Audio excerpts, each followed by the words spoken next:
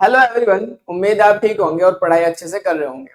पिछले लेक्चर में बेटा केमिकल काइनेटिक चैप्टर स्टार्ट कर रखा है हमने। और पिछले लेक्चर में हमने डिस्कस करा था कि अभिक्रिया की दर क्या होती है। साथ में हमने बेटा देखा था तात्क्षणिक वेग और औसत वेग की डेफिनेशंस। आज हम बात करने वाले हैं कि अभिक्रिया के वेग के मात्रक क्या होते हैं और किस प्रकार से हम औसत वेग निकालते हैं, किस प्रकार से हम तात्क्षणिक वेग निकालते हैं। इन चीजों के बारे में हम डिस्कस करेंगे। हम बात करेंगे जब हमारे पास अभिक्रिया का वेग जिसमें अभिकारकों और उत्पादों के स्टोइकोमेट्रिक गुणांक समान होते हैं तब वेग कैसे निकालेंगे, और जब स्टोइकोमेट्रिक गुणांक बेटा भिन्न भिन्न होते हैं तब वेग कैसे निकालेंगे। और इन पर हम न्यूमेरिकल्स के बारे में भी बात करने वाले हैं। आंकिक प्रश्न वेरी वेरी मोस्ट इंपोर्टेंट होते हैं। आंकिक प्रश्न अभी मैं कराऊंगा बेटा, ये नीट के पॉइंट ऑफ व्यू से भी बहुत ज्यादा इंपॉर्टेंट है, नीट और जेईई मेंस के पॉइंट ऑफ व्यू से भी, और बोर्ड के लिए भी बहुत ज्यादा इंपॉर्टेंट है। नीट के क्वेश्चंस भी हम करेंगे, जो कुछ सालों में पूछे गए हैं वो क्वेश्चंस भी हम करने वाले हैं। तो स्टार्ट करते हैं बेटा आज का लेक्चर। अगर अभी तक आपने हमारा चैनल सब्सक्राइब नहीं करा तो चैनल को सब्सक्राइब कर लो, बेल आइकन को प्रेस कर दो ताकि नोटिफिकेशन टाइम पे मिल सके। चलिए स्टार्ट करते हैं बेटा। तो हम बात कर रहे हैं बेटा अभिक्रिया के वेग के मात्रक। तो शुरुआत करते हैं अभिक्रिया के वेग के मात्रक से। ध्यान से समझना बेटा, मोस्ट इंपोर्टेंट लेक्चर होने वाला है। वेग के मात्रक हमने कहा था जो अभिक्रिया का वेग होता है जिसे हम अभिक्रिया की दर बोलते हैं वो क्या होता है। तो अगर मैं लिखूं तो वेग होता है सांद्रता में परिवर्तन बटे परिवर्तन में लगा समय। यही तो वेग था बेटा। एकांक समय में अभिकारक और उत्पाद की जो सांद्रता में परिवर्तन होता है उसे ही उस अभिक्रिया का क्या कहते हैं, वेग या दर कहते हैं। तो वेग होता है सांद्रता में परिवर्तन बटे परिवर्तन में लगा समय। मतलब मैं कह सकता हूं कि ऊपर क्या है बेटा, सांद्रता है, और नीचे क्या है बेटा, हमारा समय है। नीचे क्या है, समय। अब सांद्रता की अगर बात की जाए तो फॉर्मूला होता है N upon V. N upon V मतलब अगर मैं सांद्रता का मात्रक मोल प्रति लीटर लेके चलूं बेटा, ऊपर मोल है, आयतन, आयतन का मात्रक क्या होता है, लीटर होता है। मोल प्रति लीटर के लेके चलूं और समय को मैं मान के चलूं सेकंड में, तो मैं कह सकता हूं अभिक्रिया के वेग का मात्रक, अभिक्रिया के वेग का मात्रक क्या होगा बेटा। ऊपर मैं क्या रखने वाला हूं, मोल प्रति लीटर। क्या लिखने वाला हूं बेटा, मैं लिख देता हूं, क्या लिखने वाला हूं, मोल प्रति लीटर। और प्रति लीटर जब ऊपर जाएगा, लीटर जब ऊपर जाएगा तो इनवर्स लिख सकता हूं, तो मोल लीटर इनवर्स बटे में बेटा क्या है, समय, समय को मैं क्या मान सकता हूं, सेकंड। तो फाइनली इसका मात्रक क्या होगा बेटा, मोल litre inverse second inverse, second inverse, मोल लीटर इनवर्स सेकंड इनवर्स होता है। आपको पता होना चाहिए बेटा अभिक्रिया के जो वेग का मात्रक होता है वो क्या होता है, mole litre inverse second inverse होता है। दूसरी बात, अगर हमारे पास अभिक्रिया गैसीय अवस्था में हो, मतलब जो अभिकारक और उत्पाद अगर गैस हो तो गैस का होता है दाब, तो फिर क्या होगा बेटा, फिर वेग क्या होगा, मैंने बताया था बेटा पिछला लेक्चर देखना जरूर, स्टेप बाय स्टेप चलोगे तो परफेक्ट समझ में आएगा। तो वेग फिर मैं कह सकता हूं दाब में परिवर्तन बटे परिवर्तन में लगा समय। अगर हमारे पास गैसीय अभिक्रिया है और गैसीय अभिक्रिया में अगर मैं गैस की सांद्रता को दाब के पदों में लूं तो फिर वेग क्या होगा, दाब में परिवर्तन बटे परिवर्तन में लगा समय। अब दाब का फॉर्मूला, दाब का मात्रक क्या होता है, वायुमंडल। ऊपर क्या रखूंगा, वायुमंडल, नीचे क्या, समय। समय को मैं अगर सेकंड में लूं तो ऊपर जाके क्या हो जाएगा, सेकंड इनवर्स। तो फिर मात्रक क्या आएगा, वायुमंडल सेकंड इनवर्स। तो मैं कह सकता हूं गैसीय अभिक्रिया में, गैसीय अभिक्रिया में वेग का मात्रक, गैसीय अभिक्रिया में गैसों की सांद्रता, अगर मैं ये लिख लूं गैसों की सांद्रता, गैसों की सांद्रता दाब के पदों में ले, दाब के पदों में ले, पदों में रखें, तब अभिक्रिया का वेग, तब अभिक्रिया का वेग, तब बेटा अभिक्रिया का वेग हमारे पास क्या होगा, वायुमंडल, वायुमंडल सेकंड इनवर्स। तब क्या होगा, वायुमंडल सेकंड इनवर्स। वायुमंडल को शॉर्ट फॉर्म में एटीएम लिखते हैं और सेकंड को हम लिखते हैं एसईसी, ऊपर इनवर्स है तो मैं इसे ऐसे भी लिख सकता हूं बेटा, वायुमंडल को एटीएम, सेकंड को एसईसी, सेकंड इनवर्स होता है। क्लियर है बात? तो अब आपको पता होना चाहिए वेग का मात्रक क्या होता है। वेग का मात्रक होता है mole litre inverse second inverse, मोल लीटर इनवर्स सेकंड इनवर्स। या फिर अगर गैसीय अभिक्रिया है जिसमें हम गैसों की सांद्रता को दाब के टर्म्स में रख रहे हैं, तब उसका मात्रक क्या होगा बेटा, एटीएम सेकंड इनवर्स। क्लियर है बात? चले आगे, बहुत बढ़िया। अब मैं बात कर रहा हूं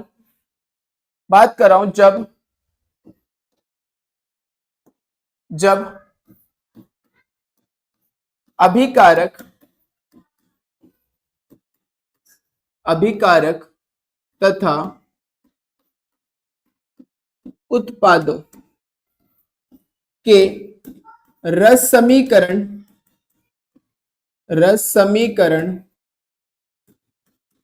मितीय गुणांक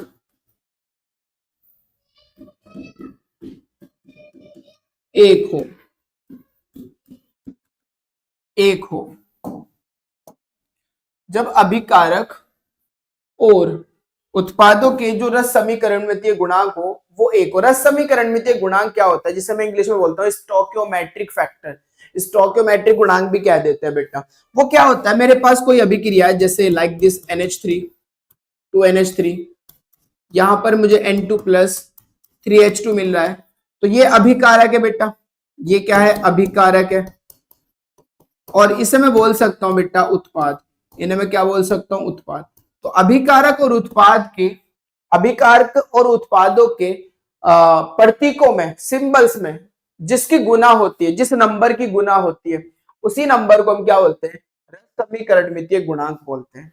तो रस समीकरण मितीय गुणांक जैसे NH3 में किस नंबर की गुना हो रही है, 2 की, तो NH3 का रस समीकरण मितीय गुणांक कितना होगा, 2। ऐसे आप बोल सकते हो N2 के अंदर 1 की तो सभी में गुना होते हैं ना, तो N2 का रस समीकरण मितीय गुणांक कितना होगा, 1। ऐसे H2 का रस समीकरण मितीय गुणांक कितना होगा, 3 होगा। तो रस समीकरण मितीय गुणांक क्या होता है, अभिकारक और उत्पादों के जो प्रतीकों, जो सिंबल्स है, उनमें जिस नंबर की गुना होती है उस नंबर को हम क्या बोलते हैं, रस समीकरण मितीय गुणांक बोलते हैं। तो ये बात आपको पता चल गई होगी। तो अब मैं कह रहा हूं जब अभिकारक और उत्पादों के रस समीकरण मितीय गुणांक कितना हो, 1 हो, तब हम वेग निकाल लें कि वेग कैसे फाइंड आउट करेंगे। ध्यान सुनो, मैंने माना ए से हमारा बी बन रहा है, ए से क्या बन रहा है, बी बन रहा है। ए हमारा अभिकारक है, बी हमारा उत्पाद है। मैंने कहा प्रारंभ में, ध्यान से समझते रहना बेटा, प्रारंभ में मैंने ए की सांद्रता 1 ले ली, प्रारंभ में 1 नहीं, आप यहां पर ए स्मॉल ए मान लो। प्रारंभ में मैंने ए की सांद्रता स्मॉल ए ले ली बेटा, स्टार्टिंग में, जब t बराबर 0 है, जब t बराबर 0 है, कोई समय नहीं हुआ, कोई रिएक्शन स्टार्ट नहीं हुई, तो अभिकारक की सांद्रता a मान ली। उत्पाद कितना बना होगा, 0, अभी तो रिएक्शन स्टार्ट नहीं हुई ना, तो फिर बनेगा भी कुछ नहीं, तो उत्पाद कितना बनेगा बेटा, 0। अब मैं कह रहा हूं t समय बाद, जब t से t समय लगा, तो हमने कहा a में से कुछ घट गया होगा, a की सांद्रता घटेगी ना बेटा, क्योंकि a कन्वर्ट होगा b में, तो a घटता जाएगा और b बनता जाएगा। तो मैंने कहा a में से x घट गया बेटा, a में से x घट गया, तो b कितना बनेगा, जितना a घटेगा उतना ही तो b बनेगा। तो a घटा कितना, x, तो b कितना बनेगा, x बनेगा। a से b बन रहा है ना, तो x घटा तो x ही बनेगा। अब ध्यान से समझना बेटा, ध्यान समझना, मैं निकाल रहा हूं a का वेग, मैं क्या निकाल रहा हूं बेटा, a का वेग। अब जब मैं a का वेग निकालूंगा, ध्यान से समझते रहना बेटा, a का वेग क्या होगा, a की सांद्रता में परिवर्तन बटे परिवर्तन में लगा समय, यही तो होता है a का वेग, a की सांद्रता में परिवर्तन बटे परिवर्तन में लगा समय। ध्यान से समझो बेटा, अब ध्यान समझो, एक ही सांद्रता में परिवर्तन, बात कर रहा हूं मैं सांद्रता की, किसकी? एक ही। और मैंने कहा था जिसकी सांद्रता की बात करेंगे उसको हम कहां रख देंगे? चकोर कोष्ठक में।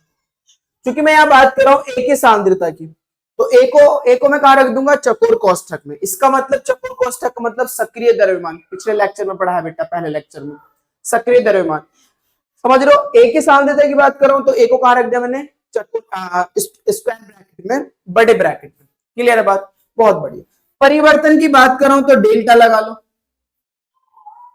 डेल्टा। परिवर्तन की बात हो रही है ना, तो अभी इसका मतलब क्या है? एक ही सांद्रता में परिवर्तन। इसका मतलब क्या है? एक ही सांद्रता में परिवर्तन। मुझे तो निकालना है एक वेग, तो वेग क्या होता है? एक ही सांद्रता में परिवर्तन बटे परिवर्तन में लगा समय, यही तो था वेग। तो वेग क्या होगा? मुझे एक का वेग निकालना है, तो ध्यान से देखो बेटा, एक ही सांद्रता में परिवर्तन बटे परिवर्तन में लगा समय। D A upon D T, ये ए का वेग है। D A upon D T, sorry, del A upon del T, ये क्या है? ए का वेग है। अब ध्यान से देखो, एक ही सांद्रता में परिवर्तन, जब हम परिवर्तन निकालते हैं तो अंतिम सांद्रता में से प्रारंभिक सांद्रता को तो घटाते हैं। अंतिम सांद्रता कितनी है बेटा? ए माइनस एक्स। प्रारंभिक सांद्रता कितनी है? ए। भाई ए की सांद्रता अंतिम तो ए माइनस एक्स ही है ना, और प्रारंभिक कितनी है? ए। तो ध्यान से देखो बेटा, ए माइनस एक्स माइनस ए। परिवर्तन में लगा समय, पहले समय जीरो था, प्रारंभ में समय जीरो था, बाद में टी हुआ, तो अंतिम समय तो टी है ना, प्रारंभिक कितना है? जीरो, तो टी माइनस जीरो। तो del A upon del T बराबर होगा बेटा ए माइनस एक्स माइनस ए अपॉन टी। क्लियर? माइनस ए से प्लस ए खत्म, तो मैं यहां लिख सकता हूं del A upon del T बराबर होगा माइनस एक्स अपॉन टी के। अब ये जो माइनस वैल्यू है वो इधर ले जाओ, ये जो माइनस वैल्यू कहां ले जाओ? इधर। ध्यान से देखो बेटा, माइनस वैल्यू को इधर लेके आ रहा हूं, इधर ला, तो मैं लिख सकता हूं minus del A upon del T बराबर होगा एक्स अपॉन टी के। इसे समीकरण क्या कह दो? ये ए का वेग है बेटा, minus D A upon D T बराबर होगा एक्स अपॉन टी के। एक्स क्या है? सांद्रता, सांद्रता ही तो है बेटा। टी क्या है? समय। टी क्या है बेटा? समय। अच्छा, अब मैं बात कर रहा हूं बी का वेग, बी का वेग। ध्यान से देखो बेटा, बी का वेग। अब मैं बी का वेग बात कर रहा हूं तो बी का वेग क्या होगा? बी की सांद्रता में परिवर्तन बटे पी के बटे परिवर्तन में लगा समय। बी की सांद्रता, भाई बी की सांद्रता, बी को कहां रख दो? चकोर कोष्ठक में। परिवर्तन के लिए क्या लगा दो? डेल्टा, बटे परिवर्तन में लगा समय डेल्टा टी। तो D B upon delta D T क्या होगा? Del B upon del T क्या होगा? बी का वेग होगा, बी का वेग, del B upon del T. B की सांद्रता परिवर्तन बटे परिवर्तन में लगा समय बराबर होगा बेटा, देखो बी की सांद्रता में क्या परिवर्तन आया? पहले जीरो थी, बाद में एक्स थी, पहले जीरो बाद में एक्स। तो कैसे निकालूंगा परिवर्तन? अंतिम सांद्रता माइनस प्रारंभिक सांद्रता, तो x माइनस जीरो। अंतिम सांद्रता कितनी? अंतिम समय कितना है? t। प्रारंभिक समय कितना है? जीरो, तो t माइनस जीरो। तो मैं लिख सकता हूं बेटा del B upon del T, वो क्या होगा? x अपॉन टी के होगा। क्या होगा बेटा? x अपॉन टी के होगा या नहीं होगा? जल्दी बताओ। यहां x बचेगा और यहां t बचेगा। इसे समीकरण कह दो दो। आपको साफ साफ दिख रहा होगा बेटा, x अपॉन टी किसके बराबर है? Minus D A upon D T के। और x अपॉन टी किसके बराबर है? D B upon D T के। तो मैं कह सकता हूं समीकरण एक और दो से, समीकरण चेक करो बेटा, समीकरण एक और दो से, एक और दो से चेक करो। समीकरण एक और दो से अगर मैं कहूं तो x upon T, x upon T अगर इनके बराबर है तो ये भी आपस में क्या होंगे? बराबर होंगे। होंगे या नहीं होंगे? ये भी आपस में। तो मैं लिख सकता हूं minus del A upon del T बराबर होगा बेटा किसके? डीबी अपॉन डी टी के, डीबी अपॉन डी टी के। Del A upon minus del A upon del T बराबर होगा del B upon del T के। बात समझ में आ गई होगी आपको? और ये दोनों टर्म्स बराबर होगी बेटा अभिक्रिया की दर के। किसके? अभिक्रिया की दर के। ये दोनों टर्म्स किसके बराबर होगी? अभिक्रिया की दर के।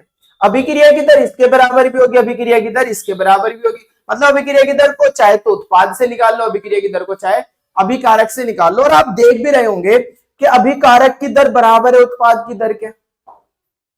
बराबर आ रही है नहीं आ रही है बताओ, बराबर आ रही है नहीं आ रही है? अभिकारक की दर बराबर है उत्पाद की दर के।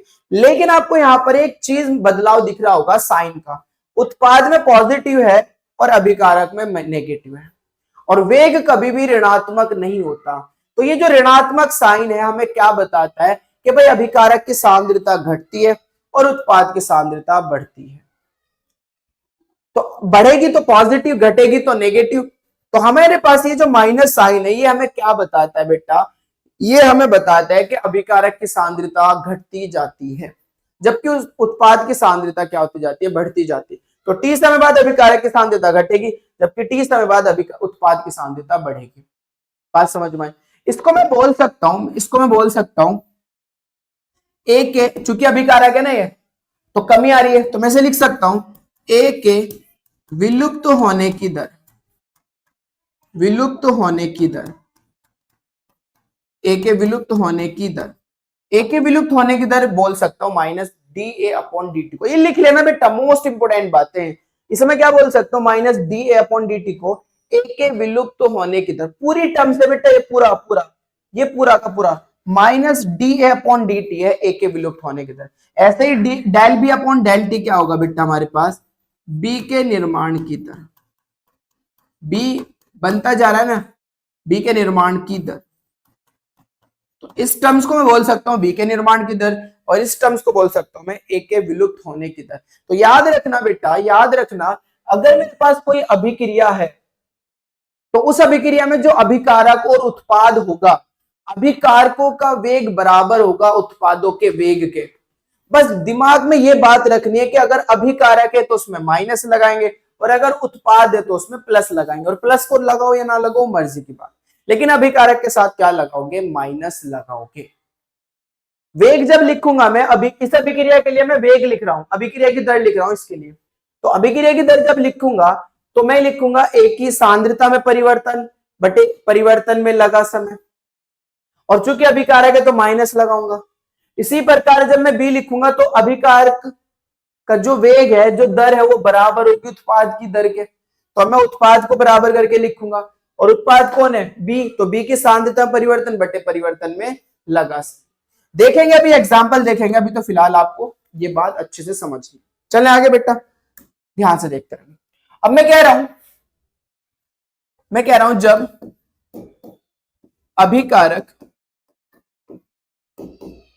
अभिकारक तथा उत्पाद के रस समीकरण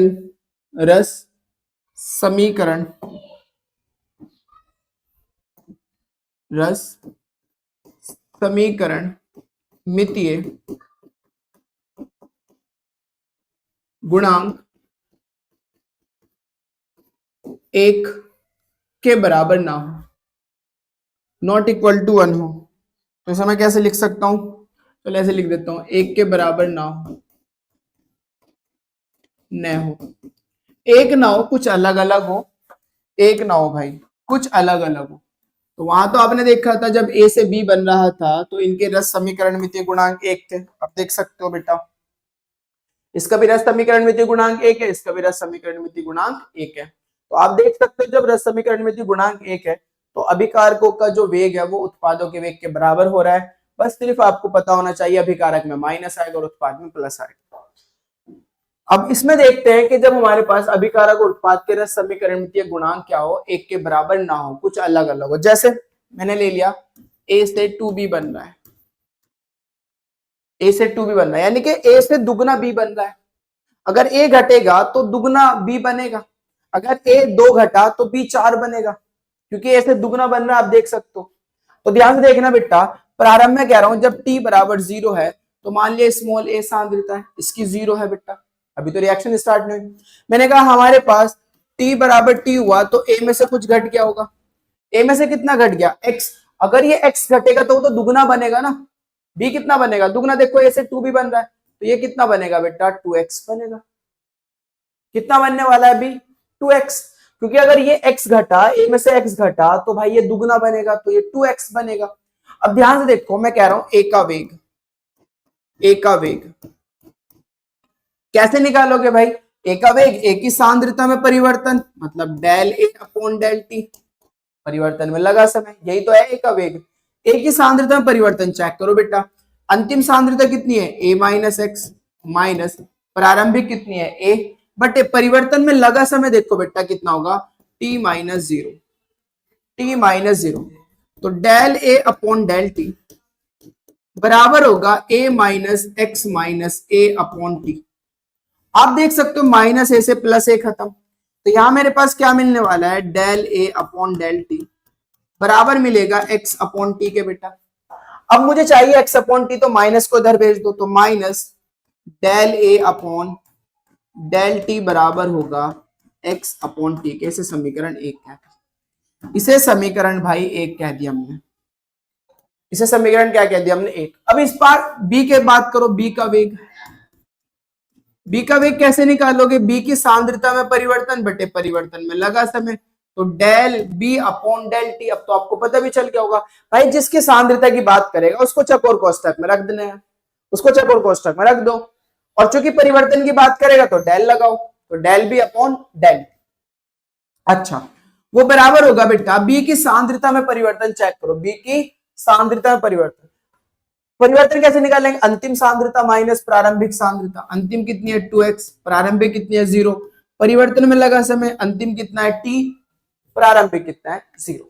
अच्छा, तो del B upon del T निकालो भाई, तो कितना आएगा? 2x upon T. भाई 2x में से 0 गया तो 2x ही बचेगा, और t में 0 गया t बचेगा। अच्छा, मेरे पास यहाँ पर क्या है? x अपॉन टी, तो मुझे यहाँ भी क्या बनाना है? x अपॉन टी बनाना है, इसलिए 2 को बटे भेज दूंगा, तो मैं इधर लिखूंगा 1/2 del B upon del T. अब ये किसके बराबर है? x अपॉन टी के, इसे समीकरण 2 कहते हैं। x अपॉन टी अगर minus D del A upon del T के बराबर है, और x upon T 1/2 del B upon del T के बराबर है, तो ये भी आपस में क्या होने चाहिए बेटा? बराबर होने चाहिए। तो समीकरण 1 और 2 से, समीकरण 1 और 2 से, 1 और 2 से मैं लिख सकता हूं minus del A upon del T, वो बराबर होगा बेटा इसके 1/2 del B upon del T के, और ये दोनों टर्म्स बराबर होगी अभिक्रिया की दर के। किसके बेटा? अभिक्रिया की दर के।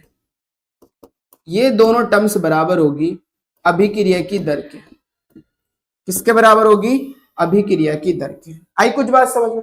तो अभिकारकों का वेग बराबर होगा उत्पादों के वेग के, अभिकारकों का वेग बराबर होगा उत्पादों के वेग के। शर्त यह है कि अभिकारकों में क्या लगाओगे? माइनस, उत्पाद में क्या लगाओगे? प्लस। दूसरी बात देखो, जब मैंने स्टोइकियोमेट्रिक गुणांक अलग लिया तो देखो b की मल्टीप्लाई में कितना था? 2, तो अभिक्रिया के वेग में वो कहां गया? अपोन में आ गया, बटे में आ गया। तो जो मॉलिक्यूल, जो रस समीकरणमिति गुणांक बेटा अभिकारक या उत्पाद के गुना में होंगे, वो उसी के वेग में कहा जाएंगे? बटे में आ जाएंगे। तो जब आप वेग लिखोगे, अभिकारक और उत्पाद का जब वेग लिखोगे, तो जो मॉलिक्यूल कहां होंगे बेटा? गुना में होंगे। जो रस समीकरणमिति गुणांक गुना में होगा उसकी, वो वेग में उसी के कहा जाएगा? अपोन में आ जाएगा। देख पा रहे होंगे आप, अपोन में आ जाएगा बेटा। तो यही चीज थी जो बहुत ज्यादा इंपॉर्टेंट थी। अभिकारक में माइनस आता है, उत्पाद में प्लस। माइनस क्या बता रहा है? कि अभिकारक की सांद्रता घटती जाती है, प्लस क्या बता रहा है? कि उत्पाद की सांद्रता बढ़ती जाती है। अब मैं कुछ एग्जाम्पल लेता हूं। एग्जाम्पल ये है बेटा, क्वेश्चन ये है, निम्न अभिक्रिया का वेग लिखो, निम्न अभिक्रिया का वेग लिखो।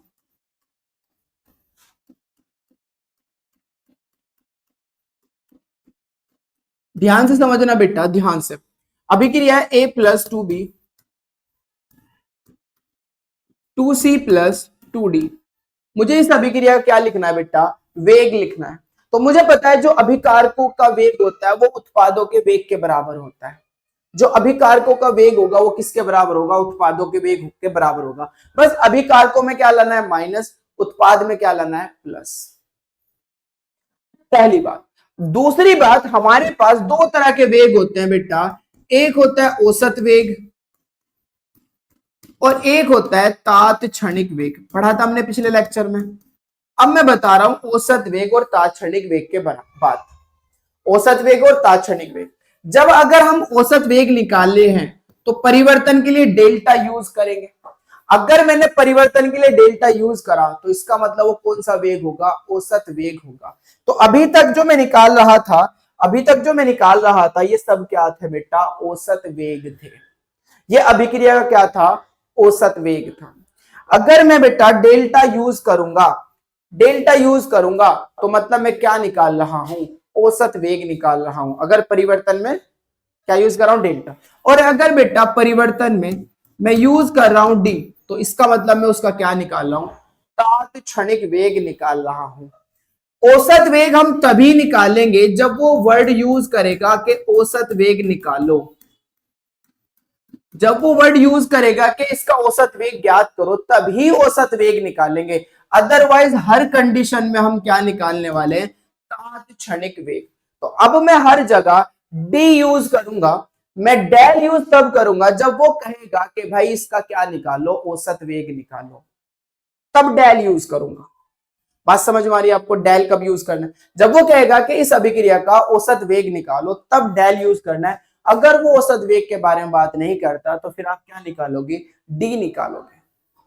बात समझ में आ गई होगी आपको। अब मुझे बताओ, क्या उसने बात कही है कि इसका औसत वेग निकालो, निम्न अभिक्रिया का वेग लिखना है बस, उसने औसत वेग के बारे में बात नहीं करी। तो अब मैं डी यूज करूंगा, ध्यान से देखो बेटा।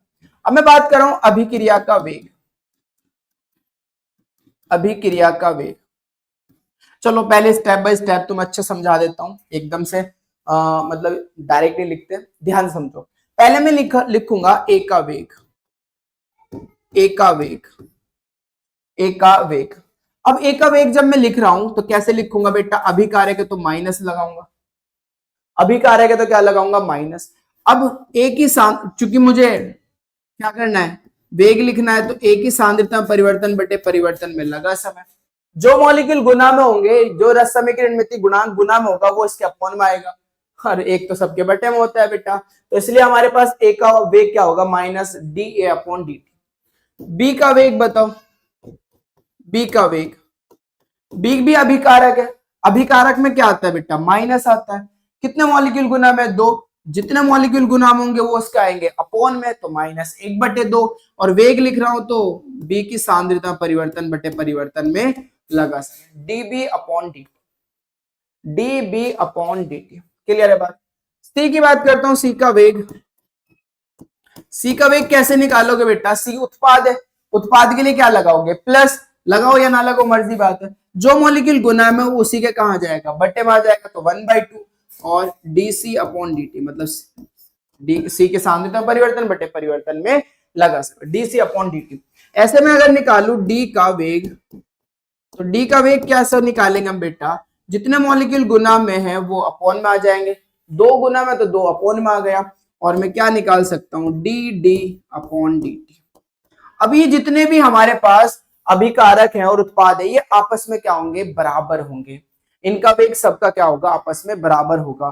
तो मैं लिख सकता हूं बेटा अभिक्रिया का वेग, अभिक्रिया का वेग वो बराबर होगा सबके।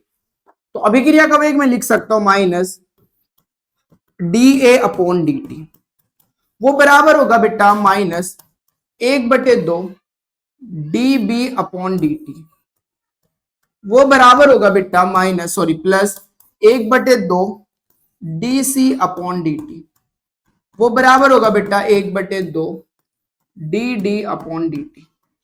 क्या आपको ये बात परफेक्टली समझ में आई, क्या आपको पूरी तरीके से ये बात समझ में आती है बेटा। देखो आपको ये जो टॉपिक है ना, ये हो सकता है आसान लग रहा हो सकता है थोड़ा सा मुश्किल भी लग रहा हो, लेकिन पॉसिबिलिटी है कि आसान लग रहा होगा, लेकिन ये इतना आसान नहीं है जितना आप समझ रहे हो। Very very most important topic है। कई बार अभी हम नीट के क्वेश्चन करेंगे, आप खुद देखोगे कितनी बार मतलब रिपीटिंग क्वेश्चन, रिपीट हो जाते हैं क्वेश्चन यहाँ से नीट के अंदर। बोर्ड की तो अलग ही बात है बेटा, तो हम एनसीईआरटी भी करेंगे, नीट भी करेंगे, हर एक क्वेश्चन करेंगे। क्वेश्चन को करने के लिए पर आपको सबसे पहले ये पता होना चाहिए, किसी भी अभिक्रिया का डायरेक्ट वेग लिखना आना चाहिए। वो कैसे लिखेंगे वो मैं धीरे धीरे आपको समझाता जा रहा हूं।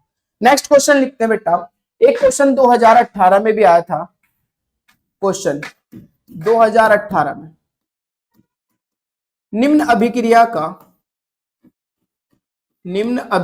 का औसत वेग ज्ञात करो। औसत वेग ज्ञात करो। अब उसने भाई साहब ने कह दिया भाई अपनी जबान से औसत वेग निकालना है।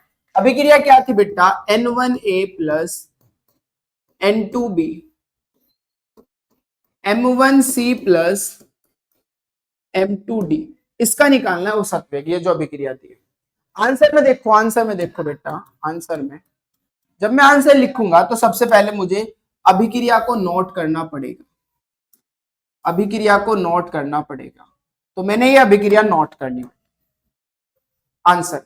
अब मैं कहूंगा भाई, मैं कहूंगा ए का औसत वेग, क्योंकि मुझे औसत वेग निकालना है, तो ए का औसत वेग। अब आप जानते हो भाई ए अभिकारक है और अभिकारक में क्या आता है, माइनस, तो मैं माइनस लगाऊंगा और जो मॉलिक्यूल गुना में वो इसी के कहां जाएंगे, अपोन में, तो -1/N1। और चूंकि औसत वेग निकाल रहा हूं तो del A upon del T. भैया बताओ कितना आसान है। ऐसे अगर मैं बी निकालू, खुद से निकालो बेटा, बी का औसत वेग चेक कर लेना, निकालो खुद से। बी का औसत वेग वो बराबर होगा, बी भी अभिकारक है तो माइनस, और बी के मल्टीप्लाई में कितना है N2, तो -1/N2 del B upon del T. Video pause कर लो और वीडियो पॉज करके खुद निकालो बेटा, वीडियो पॉज करके चेक करो अच्छे से। सी का औसत वेग, सी का औसत वेग, सी का औसत वेग कैसे निकालूंगा, सी उत्पाद है और जो मॉलिक्यूल गुना में होंगे वो अपोन में आ जाएंगे, तो 1/M1 del C upon del T, ये सी का औसत वेग होगा। डी का औसत वेग अगर मैं निकालू, डी का औसत वेग तो कैसे निकालेंगे बेटा, डी का औसत वेग, डी उत्पाद है तो प्लस आएगा, मल्टीप्लाई में कितने मॉलिक्यूल है M2, तो 1/M2 del D upon del T. अब ये सारे के सारे टर्म्स क्या होंगे, आपस में बराबर होंगी, तो मैं लिख सकता हूं अभिक्रिया का औसत वेग, अभिक्रिया का औसत वेग सब के सब क्या होंगे, आपस में बराबर होंगे। वो बराबर होगा -1/N1 del A upon del T, बराबर होगा बेटा -1/N2 del B upon del T, बराबर होगा बेटा +1/M1 del C upon del T, बराबर होगा बेटा 1/M2 del D upon del T. ये आपस में सारी टर्म्स क्या होंगी, आपस में बराबर होंगी। अब एक जो बहुत ज्यादा इंपॉर्टेंट बात है, जब हम न्यूमेरिकल करेंगे हमसे यही रिएक्शन दे देगा और वो कहेगा भाई ए के विलुप्त होने की दर निकालो, ए के विलुप्त होने की दर, अभिकारक है ना तो घटेगी सांद्रता, ए के विलुप्त होने की दर, ध्यान से समझना बेटा। अब बच्चे क्या करते हैं, ए के विलुप्त होने की दर निकालनी है तो बच्चे ये निकालते हैं -1/N1 del A upon del. हमें सिर्फ ए के विलुप्त होने की दर निकालनी है, तो पता है ए के विलुप्त होने की दर क्या होती है, -del A upon del T. अगर डेल है तो डेल रखेंगे, डी है तो डी रखेंगे, इतना होगा बेटा। मतलब ये जो 1/N1 है ये ए के विलुप्त होने की दर में नहीं आता भाई, यानी कि जो स्टोइकोमेट्रिक गुणांक होता है वो विलुप्त होने की दर में नहीं आएगा, वो उसे हटाना पड़ेगा, N1 को हटाना पड़ेगा। वो हटाएंगे जब न्यूमेरिकल करेंगे। अभी आपको पता होना चाहिए कि ए के विलुप्त होने की दर जब मुझे निकालनी है तो मुझे निकालना क्या है, मुझे निकालना है -DA del A upon del T, ये निकालना, ये होता है ए के विलुप्त होने की दर। मतलब यहाँ जो रस समीकरण में जो गुणांक होगा उसको आप मल्टीप्लाई नहीं करेंगे, ये पूरी टर्म्स नहीं निकालेंगे, सिर्फ और सिर्फ कितनी निकालेंगे, -DA अपॉन डी टी, ए के विलुप्त होने की दर। अगर वो इसी प्रकार से बात करता है बी के निर्माण की दर, बी के निर्माण की दर, सॉरी सी, क्योंकि यहां तो सी बन रहा है। सी के निर्माण की दर, तो अगर वो सी के निर्माण की दर की बात करेगा तो सी में देखो बस मुझे क्या बताना है बेटा, del C upon del T बताना है बस। रस समीकरण में गुणांक को इंक्लूड नहीं करेंगे हम। अगर मुझसे सी के निर्माण की दर बात करना है तो 1/m1 को मुझे भेजना पड़ेगा इधर। बस मुझे क्या चाहिएगा, del C upon del T, वो हम निकाल लेंगे, बस आपको ये बात पता होनी चाहिए। तो आई होप कि आपको बात समझ में आ गई होगी कि किस तरीके से हम औसत वेग निकालते हैं और किस तरीके से हम तात्क्षणिक वेग निकालते हैं। एक और ले लेते हैं, एक और ले लेते हैं प्रैक्टिस के बेसिस पे। निम्न अभिक्रिया, निम्न अभिक्रिया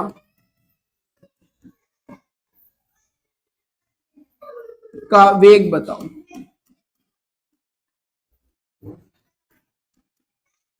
अब अभिक्रिया हमारे पास क्या है, अभिक्रिया क्या है, HI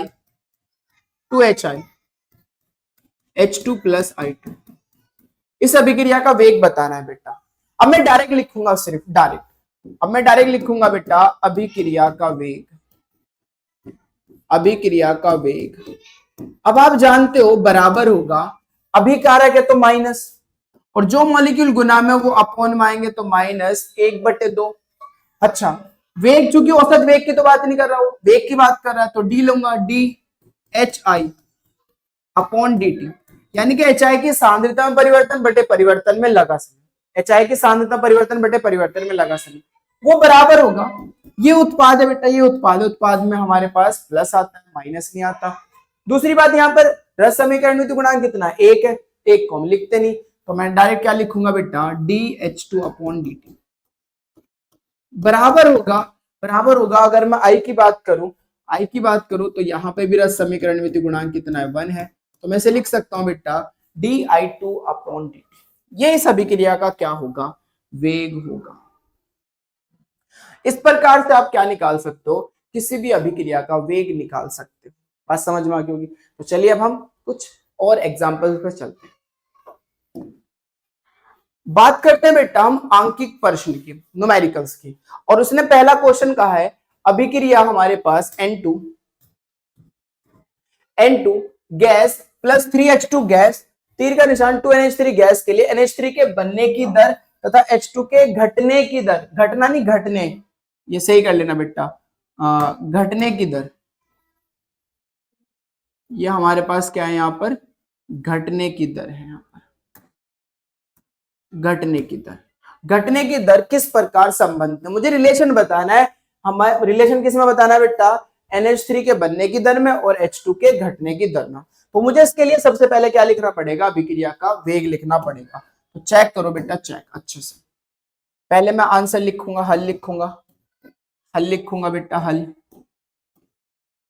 हल, और हल के लिए मुझे रिएक्शन नोट करनी पड़ेगी। N2 gas plus 3H2 gas, equilibrium sign लगा लो या फिर रिएक्शन का साइन लगा, 2NH3 गैस, इसके लिए अब मैं क्या लिख रहा हूं, अभिक्रिया की दर लिख रहा हूं। औसत वेग तो कहा नहीं उसने, तो बस क्या लिख दो, अभिक्रिया की दर। अब तुमसे निकालना आ गया बेटा डायरेक्ट, अब तुम कुछ भी क्वेश्चन कर लोगे आराम से। अभिक्रिया की दर, अभिकारक है भाई N2, तो माइनस आएगा, आएगा नहीं आएगा जल्दी बताओ, क्या आएगा, माइनस आएगा। तो मैं लिख सकता हूं minus DN2 upon dt, minus DN2 upon dt। H2 भी अभिकारक है तो इस पे भी माइनस आएगा, और जो मॉलिक्यूल गुना में वो अपॉन में जाएंगे तो -1/3 DH2 upon dt, DH2 upon dt। अच्छा, हमारे पास जो NH3 है वो उत्पाद है, उत्पाद में प्लस आता है, जो मॉलिक्यूल गुना में है वो कहाँ आएंगे, अपॉन में, तो 1/2 मैं लिख सकता हूं इसे DNH3 upon dt, DNH3 upon dt। ये है। अब मुझे बताना है रिलेशन NH3 और H2 के बीच का, NH3 और H2 के बीच का। उठा लो भाई, उठा लो। जब उठाओगे, उठाओगे भाई तो क्या मिलेगा आपको, 1H minus 1/3 DH2 upon dt, वो बराबर होगा 1/2 DNH3 अपॉन dt के। ये रिलेशन है, ये है भाई दोनों के बीच रिलेशन। ये दोनों के बीच क्या है, रिलेशन है, साफ साफ दिख रहा होगा। -1/3 DH2 अपॉन dt बराबर होगा 1/2 DNH3 अपॉन dt। मैं इसको ऐसे भी करके लिख सकता हूं, 3 को उधर ले जाओ, 3 को गुना में, अरे इधर भाग में है ना, तो उधर जाके कैसा हो जाएगा, गुना में हो जाएगा। तो 3 को उधर ले जाओ तो यहां पर क्या मिलेगा बेटा, -DH2 अपॉन dt बराबर होगा 3/2, भाई 3 उधर चला गया, 3/2 DNH3 अपॉन dt। वो तो रिलेशन कैसे बना सकते हैं, आपको पता होना चाहिए भाई। ये हो सकता है अब वो 2 को इधर भेज दे, तो -2/3 DH2 अपॉन dt बराबर होगा DNH3 अपॉन dt। वो तो रिलेशन कैसे बना सकते हैं, मतलब और ऐसे भी आ सकता है, -2/3 DH2 अपॉन dt बराबर होगा बेटा DNH3 अपॉन dt। तो ये इस तरीके से रिलेशन आ सकते हैं बेटा, वो क्वेश्चन में देगा रिलेशन। बात समझ में आ गई होगी आपको। चलें आगे बेटा, बहुत बढ़िया। तो ये रहा पहला नीट का क्वेश्चन आपकी स्क्रीन। ध्यान से देखो बेटा क्या कह रहा है, नीट 2023 में भी आया हुआ है, नीट 2002 में भी आया हुआ है, रिपीटेड क्वेश्चन है बेटा। क्या कहता है, अभिक्रिया है मेरे पास 3a से 2b, 3a से क्या बनता है 2b, के लिए b की औसत दर del B upon del T, del B upon del T द्वारा दी गई है। अच्छा, b की औसत दर और a के विलुप्त होने की दर के बीच सही संबंध है, मुझे दोनों के बीच रिलेशन बताना है, सही रिलेशन। तो चलिए पहले हम अभिक्रिया का वेग लिखना पड़ेगा रिलेशन देखने के लिए बेटा। वेग लिख लेते हैं इधर, ध्यान से देखो, मेरे पास है अभिक्रिया का औसत वेग, औसत वेग वो बराबर होगा बेटा, औसत वेग वो बराबर होगा, चेक करो बेटा, चेक करना क्या है आपको, चेक ये करना है कि यहाँ पर -3a है, अभिकारक है, तो माइनस और जितने मॉलिक्यूल गुना में वो उतना कहाँ आएंगे, अपॉन में आएंगे, -3a। और औसत निकालना हो तो del a upon del T बराबर होगा बेटा किसके, बराबर होगा, उत्पाद है ना, तो 1/2 del B upon del T. होगा या नहीं होगा, जल्दी बताओ। बात समझ में आ गई आपको, बहुत बढ़िया। अच्छा, मुझे रिलेशन इन दोनों के बीच चाहिए। अब इन दोनों के बीच ऐसा कोई रिलेशन है क्या, ऐसा तो कोई रिलेशन है नहीं, है क्या, जल्दी देखो, ऐसा कोई रिलेशन मैं आपको पहले से सही करके देता हूं। ये हमारे पास है minus del A upon del T, ये हमारे पास है -3/2 del A upon del T, ये हमारे पास ये हमारे पास है -2/3 del A upon del T, और ये हमारे पास है minus del A upon del T. दोनों सेम है क्या भाई, एक प्लस होगा तो ये प्लस होगा, प्लस कर लेना, इसको प्लस कर लेना, plus del A upon del T. अच्छा ध्यान समझो बेटा, अब मुझे क्या करना है, del B upon del T की वैल्यू निकालनी है, तो मुझे क्या करना पड़ेगा, 2 को इसकी गुना में ले जाना पड़ेगा इधर। तो ये जब गुना में ले जाओगे तो क्या आएगा बेटा, -2/3, 2 को गुना में ले गया ना मैं, तो -2/3 del A upon del T. Check करो यहां पर कौन सा ऑप्शन है, ये आंसर होगा, चेक करो कहां है, -2/3 del A upon del T, C option सही है बेटा, सी ऑप्शन सही है, -2/3 del A upon del T. Clear है बात, इस तरीके से क्वेश्चन कर लोगे, नीट में भी आता है बेटा, बोर्ड में भी आता है, बहुत इंपॉर्टेंट। चले आगे चलते हैं, क्वेश्चन नंबर 3 देखो, क्वेश्चन नंबर 3 क्या कहता है बेटा, 2019 का भी और 2006 में भी, रिपीटेड क्वेश्चन है, रिपीट हो रहे हैं, मैं बार बार कह रहा हूं बेटा। देखो चेक करो क्या कहता है, रासायनिक अभिक्रिया N2 gas 3H2 gas 2NH3 gas के लिए सही विकल्प है, सही संबंध बताना। मैं आपको ये दिखा देता हूं पहले, ये क्या है, ये हमारे पास है बेटा -dN2 अपॉन dt बराबर होगा, -dN2 अपॉन dt बराबर होगा 2 DNH3 upon dt, DNH3 upon dt के, ये वाला है हमारे पास -dN2 अपॉन dt बराबर होगा DNH3 अपॉन 2 dt, यानी कि 1/2, राइट। ये वाला ऑप्शन है बेटा हमारे पास -3 DH2 upon dt, DH2 upon dt बराबर होगा बेटा to D NH3 upon dt के, इसके इसके होगा। नेक्स्ट ऑप्शन है हमारे पास माइनस DH2 अपॉन 3dt बराबर होगा बेटा डी NH3 अपॉन 3dt के। दिख रहा है साफ? बहुत बढ़िया। अच्छा, अब मैं क्या करूंगा, रिलेशन निकालूंगा भाई, इसके लिए वेग लिखूंगा, और जब मैं वेग लिखूंगा तो हमारे पास वेग बराबर, ध्यान से देखो, वेग बराबर N2 अभिकारक है तो माइनस dN2 अपॉन dt, यही लिखा जाएगा भाई। अब तो लिखना आ गया होगा। हमारे पास H2 भी हमारे पास क्या है बेटा, अभिकारक है, तो इसलिए माइनस, तो minus 1/3 DH2 upon dt, DH2 upon dt बराबर उत्पाद है तो 1/2 DNH3 अपॉन dt। लिखा जाएगा या नहीं जाएगा, जल्दी बताओ। अब इन दोनों के बीच रिलेशन देखना है, इन दोनों के बीच रिलेशन, ये तो हो नहीं सकता, ये भी नहीं हो सकता, सॉरी, इन दोनों के बीच रिलेशन देखना है, यही तो है। क्या इन दोनों के बीच ये वाला रिलेशन आ रहा है क्या? नहीं आ रहा ना। कैसा आ रहा है? माइनस DN2 अपॉन dt बराबर आ रहा है 1/2 DNH3 अपॉन dt के, जबकि वो 2 गुना में है, तो ये तो पॉसिबल नहीं है। अच्छा, आगे चलते हैं। माइनस DN2 अपॉन dt बराबर DNH3 अपॉन 2dt, ये तो आ रहा है, ये वाला हो रहा है भाई, चेक करो। माइनस DN2 अपॉन dt बराबर है DNH3 अपॉन 2dt, बिल्कुल सही है। ये वाला रिलेशन है क्या, बताओ इन दोनों में। अभी इन दोनों में देखो बेटा, इन दोनों में देखो, माइनस 1/3 DH2 अपॉन dt और 1/2 DNH3 अपॉन dt होना चाहिए, ये तो 3 गुना में आ गया, ये नहीं है रिलेशन। अब बटे में देखो बेटा, 1/3, सॉरी,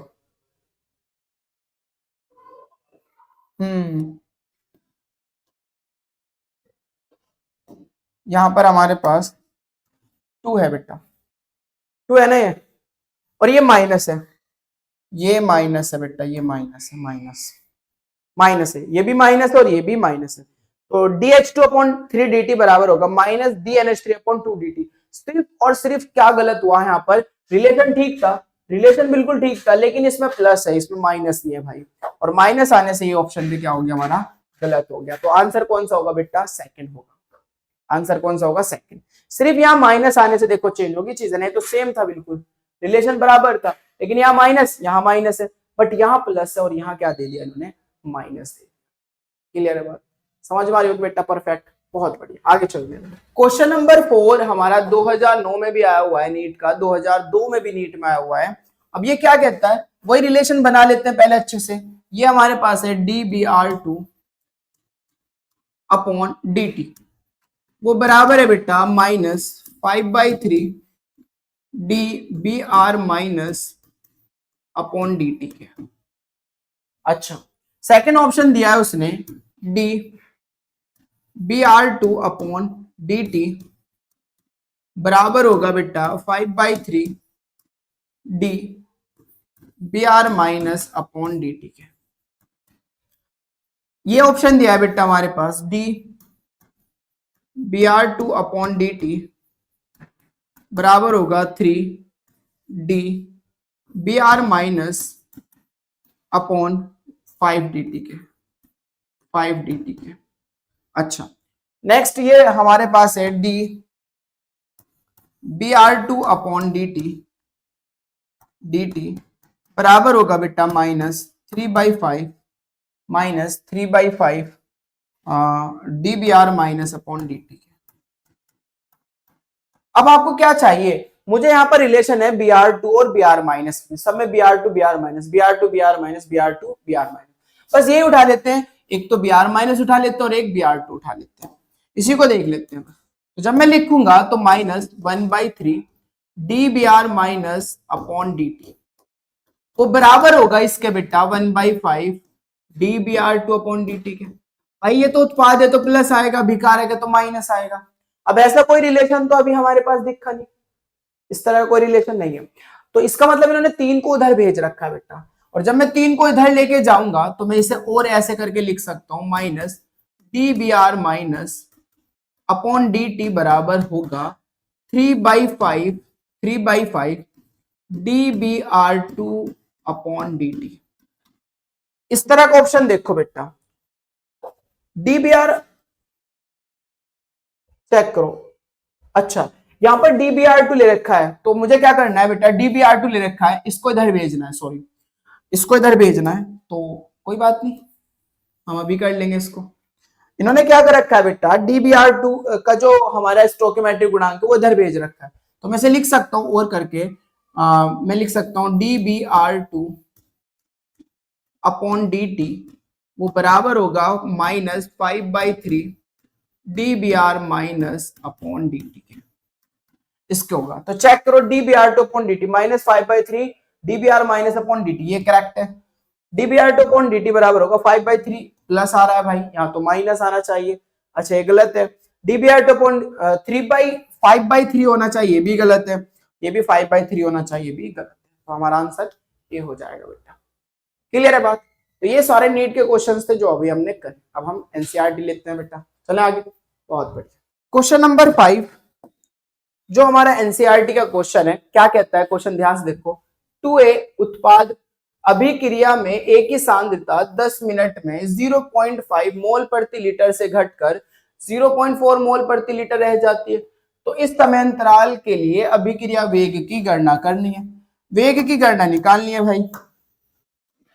ध्यान से देखो बेटा, ध्यान से देखो, अभिक्रिया का जब मैं वेग लिखूंगा तो अभिक्रिया का वेग,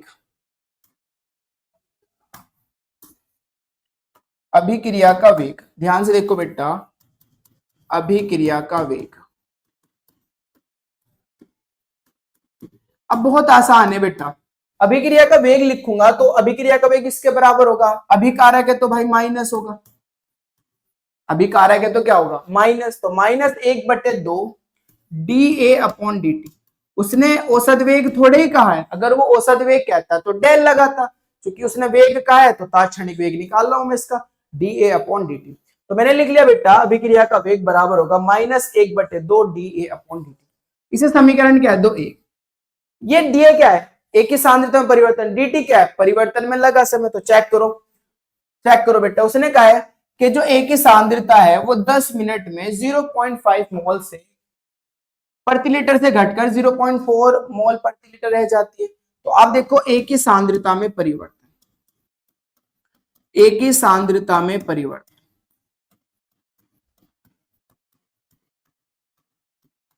जिसे मैं लिखूंगा dA से, यही तो है A की सांद्रता में परिवर्तन, dA कितना आया बेटा, अंतिम सांद्रता माइनस प्रारंभिक सांद्रता, प्रारंभिक सांद्रता तो ये थी, 10 मिनट बाद कितनी रह गई 0.4, तो अंतिम तो ये हुई, तो अंतिम सांद्रता हमारे पास कितनी है बेटा 0.4, कितनी है 0.4 माइनस 0.5। अब 0.4 में से 0.5 घटाओगे तो हमारे पास क्या निकल के आएगा 0.1 माइनस के निकल के, घटा सकते हो बेटा, जब आप 0.4 में से या 0.5 में से घटाओगे, 5 माइनस का है ना, तो 5 में से 4 गया, 1 बचेगा पॉइंट के नीचे, 0.0 के नीचे और माइनस, तो माइनस का कितना मिलेगा हमें बेटा 0.1, माइनस के 0.1। परिवर्तन में लगा समय, कितना समय लग रहा है भाई 10 मिनट, कितना लग रहा है 10 मिनट। तो मेरे पास डेल ए भी है और डेल टी भी है, समीकरण 1 में रखो, समीकरण 1 से, समीकरण 1 से रखते हैं बेटा। समीकरण 1 में जब वैल्यू पुट करते हैं समीकरण 1 में तो क्या मिलता है, चेक करो बेटा, वेग बराबर -1/2 dA माइनस के 0.1 अपॉन dt कितना है 10। मात्रक क्या आएगा, सांद्रता का मात्रक क्या होता है बेटा मोल प्रति लीटर, और समय कितना है मिनट में है तो मिनट इनवर्स, ऊपर जाएगा ना भाई, मिनट में है ना समय 10 मिनट, तो मिनट ऊपर जाके इनवर्स क्या हो जाएगा, तो mole litre inverse minute inverse. Check करो, माइनस माइनस क्या हो जाएगा प्लस, माइनस माइनस प्लस, तो 0.1 अपॉन 2 इंटू 10, 2 इंटू 10।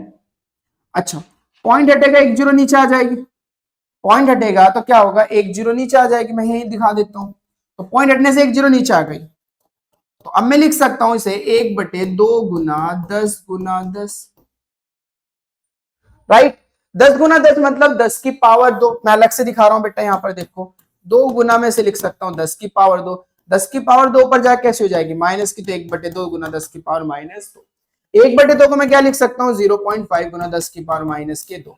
तो हमारा आंसर क्या निकल के आएगा बेटा 0.5 गुना 10 की पावर माइनस 2। मात्रक क्या होगा mole litre inverse second inverse. अरे वेग का मात्रक यही तो बताया था भाई, mole litre inverse second inverse दे रखा है ना, सांद्रता मोल प्रति लीटर में। तो मोल प्रति लीटर मतलब मोल लीटर इनवर्स, समय किस में मिनट में, मिनट इनवर्स। आगे बात समझ में, चले आगे बेटा। क्वेश्चन नंबर 6 चेक करो बेटा, आर से पी, आर अभिकारक है, पी हमारा उत्पाद है। अभिक्रिया के लिए अभिकारक की सांद्रता, ये सब एनसीईआरटी का क्वेश्चन है बेटा। 0.03 कैपिटल एम से घटकर 25 मिनट में परिवर्तित होकर 0.02 मोल हो जाता है। औसत वेग की गणना सेकंड और मिनट में कीजिए। कर सकते हो ऐसा आप ये क्वेश्चन, लेकिन फिर भी मैं हिंट दे रहा हूं, करना आपको ये।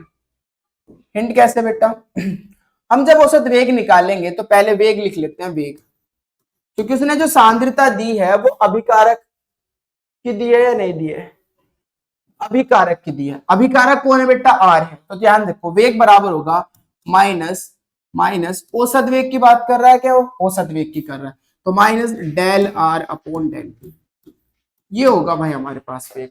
इसे समीकरण क्या कह दोगे, एक। डेल आर कितना दिया है बेटा, उसने निकाल लोगे।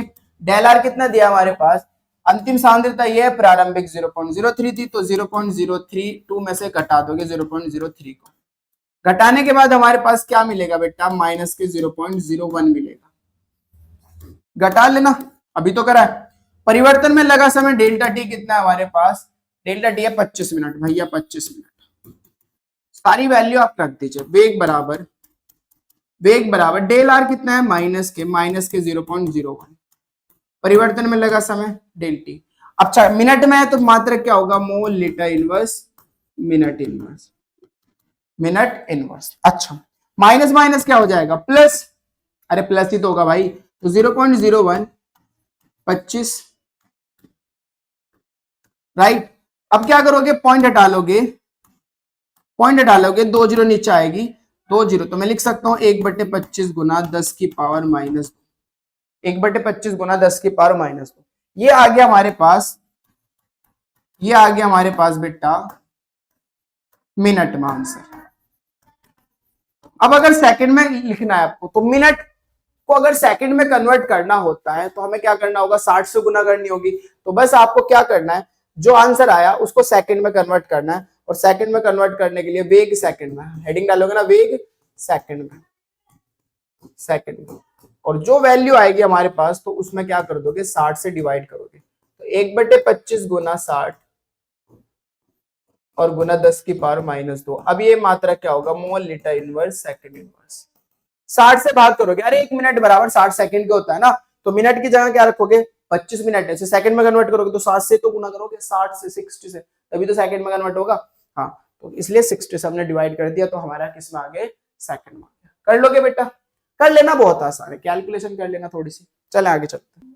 क्वेश्चन नंबर 7, क्वेश्चन नंबर 7 देख पा रहे होंगे, क्वेश्चन नंबर आप 7। अभिक्रिया 2A 4BC के लिए B की सांद्रता 10 सेकंड में 5 गुना 10 की पावर माइनस 3 मोल प्रति लीटर बढ़ जाती है। B की सांद्रता इतनी बढ़ जाती है भाई, B की सांद्रता 10 सेकंड में। अच्छा गणना कीजिए B के निर्माण की दर, और दूसरा में निकालना है A के विलुप्त होने की दर। बहुत आसान क्वेश्चन है, दिया है उसने, सबसे पहले क्या दे रखा है वो लिख लेते हैं। दिया है B की सांद्रता में परिवर्तन, यही तो कहा उसने, बी की सांद्रता 10 सेकंड में इतने मोल प्रति लीटर बढ़ जाती है, तो कितना परिवर्तन है वो लिख लेते हैं। बी की सांद्रता में परिवर्तन, बी की सांद्रता में परिवर्तन, चेक करो बेटा, डीबी कितना है, वो कितना है बेटा, 5 गुना 10 की पावर माइनस 3 मोल लीटर इनवर्स। परिवर्तन में लगा समय dt कितना है बेटा, 10 सेकंड, सेकंड दिया है। अच्छा पहला उसने कहा है ए कि भाई आप जो निकालो बी के निर्माण की दर निकालो। बी के निर्माण की दर क्या होती है, डीबी अपॉन dt, यही तो थे बी के निर्माण की दर। तो मैं लिखूंगा यहाँ पर बी के निर्माण की दर, हेडिंग लगाएंगे हम यहाँ पर बी के निर्माण की दर। और जब बी के निर्माण की दर निकालोगे तो क्या आएगी बी के निर्माण की दर, ध्यान से देखो, डीबी अपॉन dt, ये है बी के निर्माण की दर। डीबी कितना होता है बेटा, डीबी होता है 5 गुना 10 की पावर -3, परिवर्तन में लगा समय कितना है 10। ऊपर जाके क्या आ जाएगा, अरे वो माइनस का हो जाएगा ना ऊपर जाके, ये भी तो एक वैल्यू और बढ़ जाएगी, तो 5 गुना 10 की पावर -4 मात्रा क्या आएगा, मोल लीटर इनवर्स। जब सेकंड ऊपर जाएगा तो ये भी क्या हो जाएगा, इनवर्स। अरे एक और बढ़ जाएगा ऊपर जाके, 10 की पावर -1 और -3 -4। दूसरी चीज वो क्या निकलवा रहा है, ए के विलुप्त होने की दर, ए के विलुप्त होने की दर। अब ए के बारे में तो उसने कोई इंफॉर्मेशन नहीं दी, और चूंकि ए के बारे में उसने कोई इंफॉर्मेशन नहीं दी, इसलिए मुझे क्या यूज करना पड़ेगा, अभिक्रिया की वेग। तो मैं यहां लिखूंगा बेटा अभिक्रिया का वेग, अभिक्रिया का वेग। चेक करो, अभिक्रिया का वेग बराबर होगा अभिकारक माइनस 1/2, अभिकारक minus 1/2 D A upon D T, ये रहा भाई साहब, बराबर होगा बेटा उत्पाद है तो 1/4 D B upon D T, C भी उत्पाद है, मैं लिख सकता हूं D C upon D T, D C upon D T. अब मेरे पास ध्यान समझो बात को, क्या पूछ रहा है, एक के लुप्त होने की दर पूछ रहा है, और एक के लुप्त होने की दर मैंने बताई आपको कि एक के लुप्त होने की दर क्या होती है, माइनस के D A upon D T. एक के लुप्त तो माइनस ए की बात कर रहा है तो D A upon D T, ये निकालना है मुझे, minus D A upon D T निकालना है भाई, minus D A upon D T निकालना है। अब ये निकालने के लिए ये इसके बराबर रख दूं, क्योंकि मुझे D B upon D T की वैल्यू पता है, अभी निकाल लिया हमने। चेक करो, निकाली नहीं डीबी अपॉन डी टी की वैल्यू। अब मुझे डीबी अपॉन डी टी की वैल्यू पता है और D A upon D T निकालना है, तो भाई इन दोनों क्या रख दो, बराबर रख दो। तो मैं लिख सकता हूं भाई, हेडिंग लगाऊंगा ए के विलुप्त होने की दर, या ए के लुप्त होने की दर, होने की दर। अच्छा, ए के लुप्त होने की दर जब आप निकालोगे तो इन दोनों को आपस में बराबर रखो, -1/2 D A upon D T बराबर होगा बेटा 1/4 D B upon D T के। होगा या नहीं होगा जल्दी बताओ। बहुत बढ़िया, मुझे निकालना क्या है यहां से, माइनस के D A upon D T निकालना है, ए के विलुप्त होने की दर ये निकालनी है बेटा, माइनस के D A upon D T निकालना है, ए के विलुप्त होने की दर यही तो है माइनस के D A upon D T. तो मैं क्या करूंगा, इस 2 को इधर ले जाऊंगा, तो 2 को इधर ले जाऊंगा तो 2/4 गुना डीबी अपॉन डी टी की वैल्यू कितनी आई थी, 5 गुना 10 की पावर -4। चेक कर सकते हो बेटा, डीबी अपॉन डी टी का मान क्या था, 5 गुना 10 की पावर -4 सामने आपके। अच्छा, अब क्या करूंगा, 5 दूनी 10, या 2 से काट दो बेटा, 2 से काटोगे, जब 2 से 4 को काटोगे तो 2 बचेगा, और 2 5/2 कितना आएगा बेटा, 2.5 आता है, 2.5 आता है, तो हमारा क्या आंसर आएगा, 2.5 गुना 10 की पावर -4, मात्रक क्या रहेगा सेम, मोल लीटर इनवर्स सेकंड इनवर्स, मोल लीटर इनवर्स सेकंड इनवर्स। बात समझ में आ रही होगी, न्यूमेरिकल समझ में आ रहे हैं नहीं।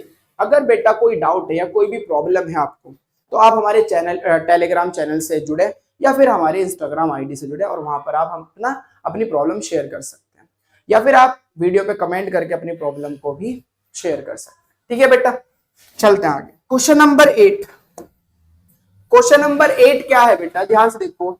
अभिक्रिया हमारे पास 4NH3 5O2 4NO 6H2 के लिए NO के बनने की दर 3.6 गुना 10 की पावर -3 मोल प्रति लीटर प्रति सेकंड है। तो NH3 के लुप्त होने तथा H2 के बनने की दर निकालो। ऐसा चीजें करने के लिए मुझे क्या करना पड़ेगा, सबसे पहले अभिक्रिया की दर लिखनी पड़ेगी। तो हम रिएक्शन नोट करते हैं बेटा, पहले हल, रिएक्शन नोट करो। 4NH3 5O2 4NO 6H2, और इसके लिए मुझे सबसे पहले क्या करना है, हाँ अभिक्रिया की दर लिखनी है बेटा। अभिक्रिया की दर, अभिक्रिया की दर बराबर होगा किसके, अभिकारक है तो माइनस, जो मॉलिक्यूल गुना में वो अपॉन में आएंगे, तो -1/4 DNH3 upon dt, -1/4 DNH3 upon dt बराबर होगा बेटा, अभिकारक है तो माइनस, गुना में मॉलिक्यूल 5 है तो DO2 अपॉन dt, बराबर होगा, ये उत्पाद है तो 1/4 DNO अपॉन dt बराबर होगा बेटा, ये भी हमारे पास क्या उत्पाद है, तो मैं लिख सकता हूं 1/6 DH2 अपॉन dt। होगा या नहीं होगा जल्दी बताओ। अच्छा, अब उसने दिया क्या वो लिख लेते हैं, दिया है जो वैल्यू दे रखे है, उसने कहा है NO के बनने की दर, NO के बनने की दर इतना मोल प्रति लीटर प्रति सेकंड है। दर दे दी भाई, दर, दर मतलब वेग दे दिया NO का, और NO का वेग क्या होगा, DNO अपॉन dt होगा। तो दिया है DNO अपॉन dt, कितना दिया है, 3.6 गुना 10⁻³ मात्रक मोल लीटर इनवर्स सेकंड इनवर्स, मोल लीटर इनवर्स ऊपर जाके सेकंड इनवर्स, ये दे दिया बेटा। हमें निकालना क्या है, NH3 के लुप्त होने की दर निकालनी है मुझे, NH3 के लुप्त होने की दर। अगर NH3 के लुप्त होने की दर की बात करूं तो मुझे क्या निकालना है बेटा, -DNH3 अपॉन dt निकालना है। और अगर H2 के बनने की दर की बात करूं तो मतलब DH2 अपॉन dt निकालना है। ये दो चीजें निकालनी है। अब मुझे DNH3 अपॉन dt निकालना है, ये निकालने के लिए मुझे ऐसी टर्म्स चाहिए जो मुझे पता हो। मुझे ना DO2 अपॉन dt पता है, DNO अपॉन dt पता है, तो मैं इस टर्म्स के क्या रख दूंगा, बराबर रख दूंगा। इस टर्म्स को कहां रख देंगे बेटा, इस टर्म्स के बराबर दोनों। तो मैं कह सकता हूं इसे समीकरण 1 कह दो बेटा, समीकरण 1, और यहां हेडिंग लगाओ NH3 के लुप्त होने की दर, NH3 के लुप्त होने की दर।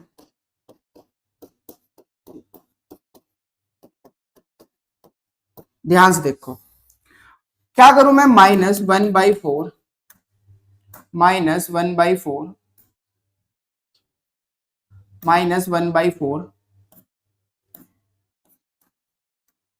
DNH3 अपॉन dt,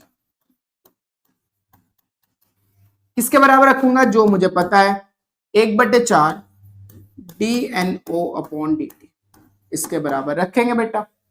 अब आप देख सकते हो 4 से 4 खत्म, 4 से 4 खत्म, यहां क्या बचेगा बेटा, यहां क्या बचेगा, मैं यही दिखा देता हूं, यहां क्या बचेगा हमारे पास, -DNH3 अपॉन dt,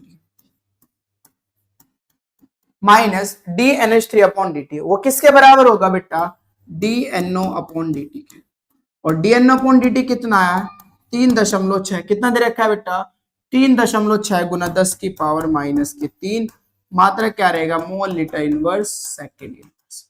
सेम ही तो है, mole litre inverse second inverse. साफ साफ दिख रहा होगा बेटा आपको, दिख रहा है नहीं दिख रहा है जल्दी बताओ। बहुत बढ़िया। दूसरी चीज मुझे निकालनी है H2 के बनने की दर, H2 के बनने की दर। तो ध्यान से देखो, अब हेडिंग लगाऊंगा H2 के बनने की दर, बनने की दर। जब मैं H2 के बनने की दर की बात करूंगा तो अभी वापस आओ।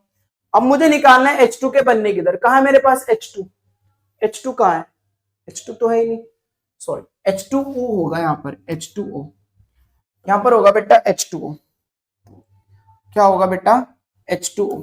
तो H2O के बनने की दर निकालनी मुझे, मिस्टेक हो गया, ठीक है कोई बात नहीं।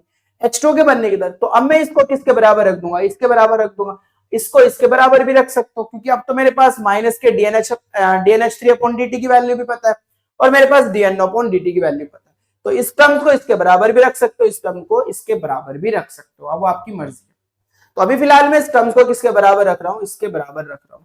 तो चेक करो बेटा, चेक करो, 1/4, क्योंकि मुझे DH2 निकालना है, तो 1/6 DH2O अपॉन dt बराबर होगा बेटा, बराबर होगा 1/4 DNO अपॉन dt के, इसके बराबर रख दिया मैंने। अच्छा, अब मुझे तो केवल क्या निकालना है, DH2 अपॉन dt निकालना है, क्योंकि H2 के बनने की दर निकालना है, तो 6 को इधर भेजना पड़ेगा। तो मैं यहां लिख सकता हूं DH2O अपॉन dt बराबर 6/4। DNO अपॉन dt की वैल्यू कितनी है बेटा, 3.6 गुना 10⁻³ चेक कर सकते हैं, हमारे पास 3.6 गुना 10⁻³ अच्छा, -3। अब क्या करो बेटा, अब क्या करो, 2 से कट जाएगा, ये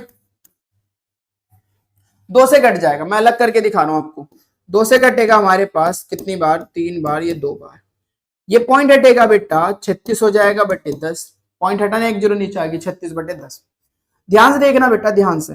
2 से कट गया 36 18 बार, 18 तिया 54, 18 तिया 54, 54 बटे 10, तो एक पॉइंट इधर खिसक जाएगा, तो आंसर आएगा बेटा 5.4 गुना 10 की पावर -3 मोल लीटर इनवर्स सेकंड इनवर्स। कर लेना कैलकुलेशन बेटा, कर लेना अच्छे से कैलकुलेशन, ठीक है। आंसर कितना आ जाएगा बेटा इसका, हाँ इसका आंसर आ जाएगा 5.4 गुना 10 की पावर -3 मोल लीटर इनवर्स सेकंड इनवर्स।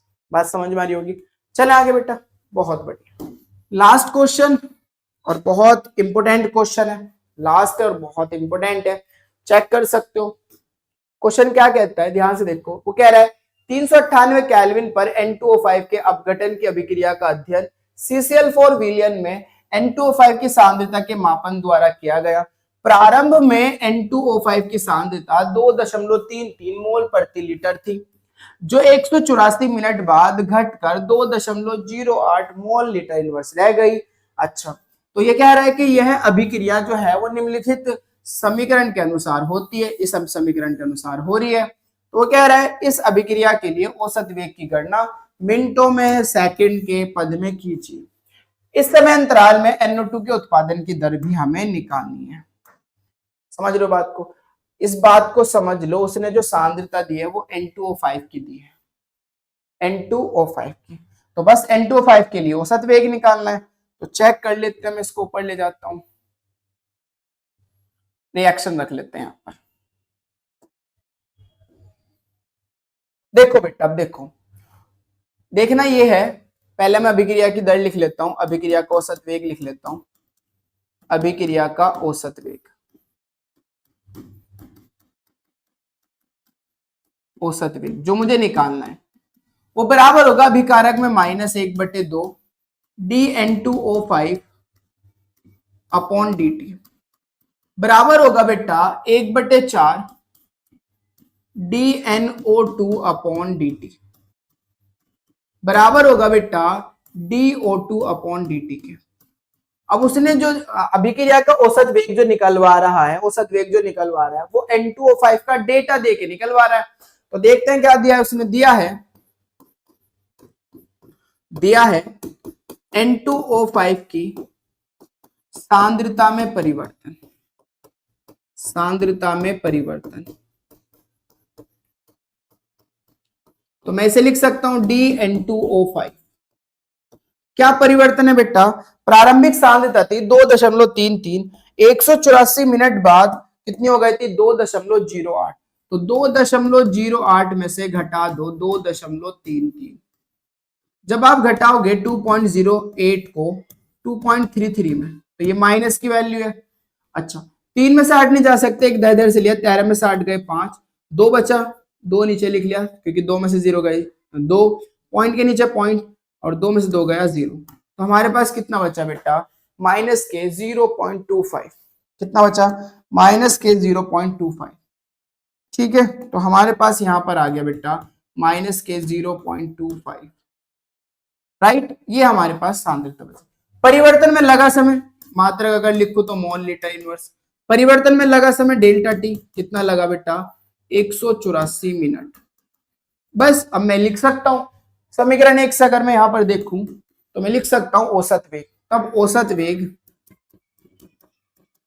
औसत वेग मिनट में, हेडिंग लगा लेते हैं, औसत वेग मिनट में, औसत वेग मिनट में।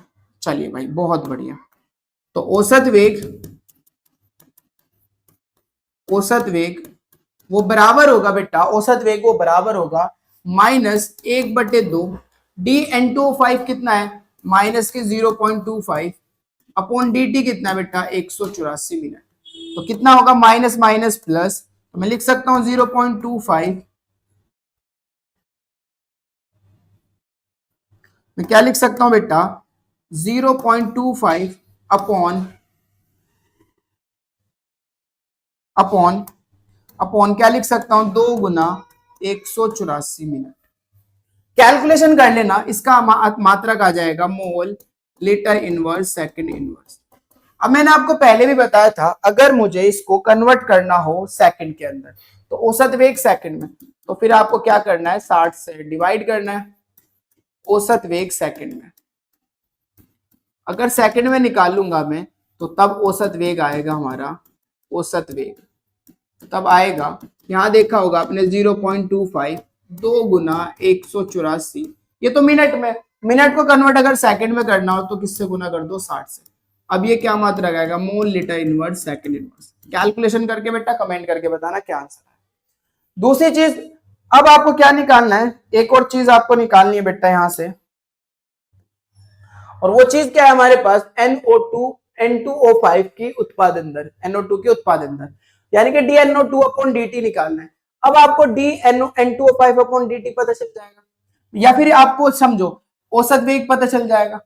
अगर आपको औसत वेग पता चल गया, यहां से औसत वेग जो भी निकलेगा, जो भी वैल्यू आएगी यहां से औसत वेग अगर आपको पता चल गया, तो इस टर्म्स को औसत वेग के बराबर रख देना, ये जो निकल कर है।